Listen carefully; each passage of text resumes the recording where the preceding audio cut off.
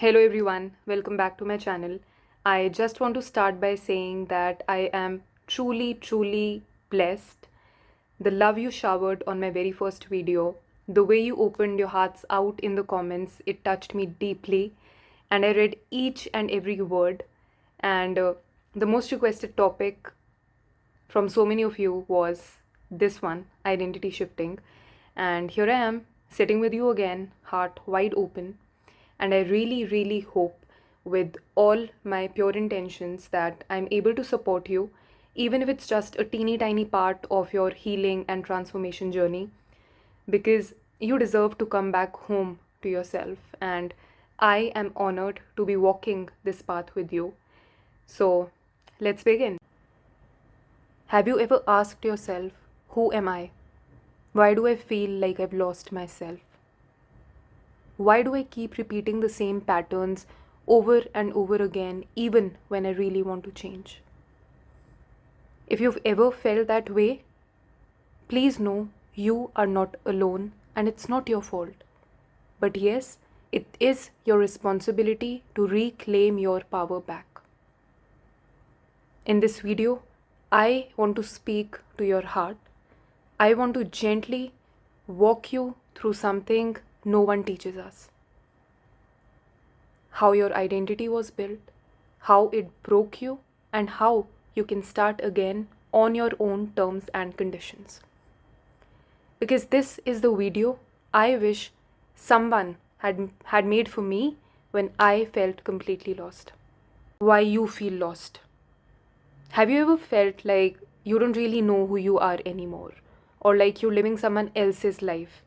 Like, living a life based on someone else's terms and conditions really does not feel very authentic to your own self. That feeling of being lost comes from one thing, and that is that our identity was never ours to begin with. Psychologically speaking, our sense of self is shaped by everything around us, especially when we are young. We don't just decide who we are, we absorb it from the world around us, from our families, from our friends, from our teachers, from our relatives, from the society. Right? Now, think about it like this. As children, we are like sponges. We've seen a sponge, we put a sponge in the water and it absorbs the water into it. We are like sponges when we are small. We take in everything, how people react to us, how they treat us, what they expect out of us. And if we were constantly praised for being good or for following the rules, we internalized that belief that we need to be perfect, to be loved, or to be accepted, right? If we were ignored or criticized, we started to believe that we are not enough. It happened with all of us, right? This is what we psychologists call as conditioning. It's the process where we learn who we are based on the reactions of those around us. These reactions build our self-image. So if someone labels you, you are the shy one, you are too emotional, you'll never be good enough, those words sink in. Over time, they become the voice in your head, shaping how you see yourself and what you believe you are capable of. But here is the truth. That identity you are living by, it was built by other people. And while it felt real for a while, it does not have to be your truth anymore. Because you were not born with those beliefs. You have to understand. You were not born with self-doubt or insecurity. Those were learned piece by piece from your environment.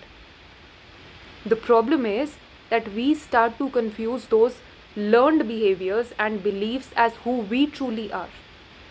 How your identity gets shaped. Now, I want to tell you a real story, candid, no filters, okay? I remember going to a wedding once and I had dressed up. I was in 12th standard, I remember. And for the first time in a very long time, I actually felt beautiful, right? But one of the relatives came towards me and said, lose some weight. Who will marry you otherwise? And in that moment, everything inside me collapsed. That tiny bit of confidence I had managed to build just shattered completely. That was not the only time. I've been getting comments like, you don't know how to eat, you have no self control, you can never lose weight. I was body shamed by friends, by relatives, by family, by society, by teachers, everyone, right? But every time it happened, I became more and more conscious of my own self, of how I looked, how I walked, how I sat, even how much space I was taking in a room, even how much space I was taking in a taxi when I used to come back to my home from school. So, you become so critical and conscious of yourself. Initially, in the beginning, I used to cry alone in my room. But after a point, I just stopped crying. And then I stopped feeling. And I became numb. And I started believing that maybe this is just who I am. The girl who can never get it right. The fat girl. The one with no willpower. But later I realized something very beautiful. That identity was not mine. That identity wasn't me. It was created from other people's pain, their fear, and their ignorance. It was their conditioning, right? It had nothing to do with me. Their words built my story. And I was living inside a lie they told me about myself. So I made a decision that I will no longer let the world write my story.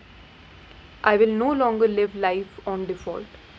I will design my life based on my rules and my conditions with intention and consciousness. Because I am so much more physically, emotionally, mentally, spiritually. And I am not here to settle for less. Breaking free from labels and false identities. I want you to think about this for a second. Who would you be if no one had ever told you who you should be? Listen to this question again. Who would you be if no one had ever told you who you should be? Reflect for a while. Let it seep in, right? If no one ever made you feel small, if no one ever said you are too loud, you are too soft, you are too fat, you are too skinny, you are too emotional, you are too lazy, what kind of life would you be living right now? Because the truth is that you are not your trauma, you are not your body, you are not your past, you are not your mistakes. You are who you choose to become consciously and intentionally. But first, you have to notice the patterns. Ask yourself first, what labels am I still carrying? Second, what beliefs are running my life in the background? And third, whose voice do I still hear when I doubt myself? These are the 3 questions, right? Answer these for your own self. Take some time, reflect. Because until you see those patterns, you cannot shift them. Everything has to start with self-awareness. That is the key. And the moment you do it, you take your power back. Recreating yourself. Now this is an identity shifting exercise which I make my clients do when we are having a session. And take your time, sit down, take a piece of paper and a pen and just imagine we are in a session right now. Okay? And just relax. Take few deep breaths and just exhale. relax completely. Okay, now let me guide you through something that helped me reclaim myself. Okay, take this seriously, right? It's a very simple but a very powerful identity shifting exercise. So I will be guiding you through the process. The first step is write down your current beliefs. First step is to write down your current beliefs. For example, I am inconsistent. I am not lovable. I don't stick to anything. I always mess things up. Right? These are your current beliefs. Take some time, pause the video, and write down your current self beliefs. Okay? Second step, ask yourself, where did I learn this from? Who told me this first? Was it a parent, a teacher, a relative, or a cruel comment at the wrong time? Then ask yourself, is this even mine, or did I inherit it from somewhere else?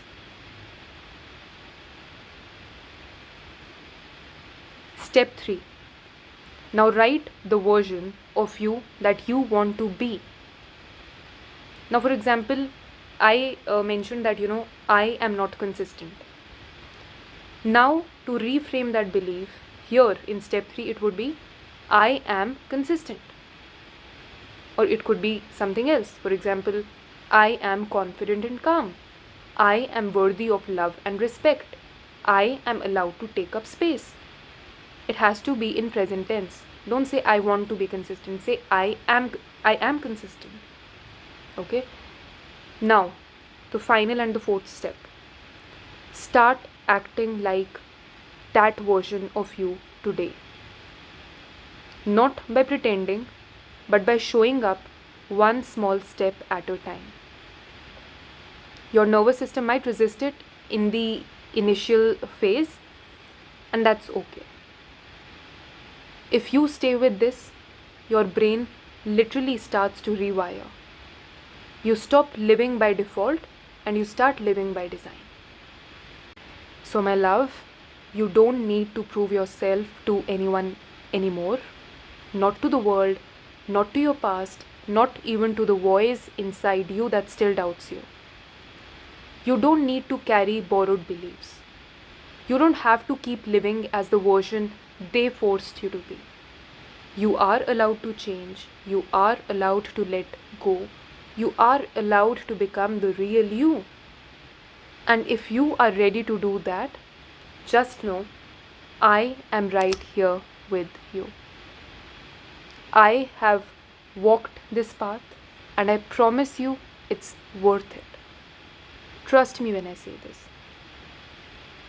If this touched your heart, share it with someone who really needs to hear this right now and drop a comment down below. I am ready to reclaim my truth. Because this is just the beginning. Take care. Bye.